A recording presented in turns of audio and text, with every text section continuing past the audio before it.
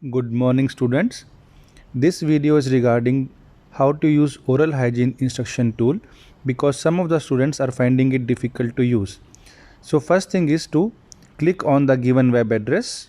So when you click on the web address, this first page will open which will be translated into English on its own. So after translation you can see that on your left side various intraoral conditions will be there, like milk teeth, permanent teeth, brackets, recession, open tooth spaces, etc.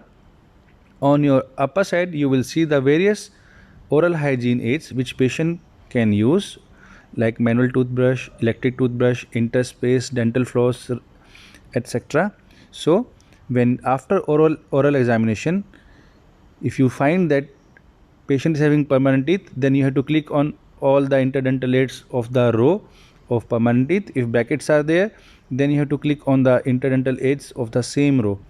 For example, now after examining, if patient is having permanent teeth and there are no other situations, then you have to click on the oral hygiene aids of the same row, such as manual toothbrush, electric toothbrush and dental floss. So after clicking, you have to click on this icon. So after clicking on this icon, a new page will open which will be again getting which will again get translated into English, and you can see the instructions for the manual toothbrush will be there with the overview, cross section, and there will be a video also how to use it. Then there will be instructions about how to use electric toothbrush also, and there will be instructions how to use dental floss also. So you can show this page to patient, because in this page videos also there so that patient can understand better. If you want to give a printout of the selected oral hygiene instruction to a patient, you have to click on this icon.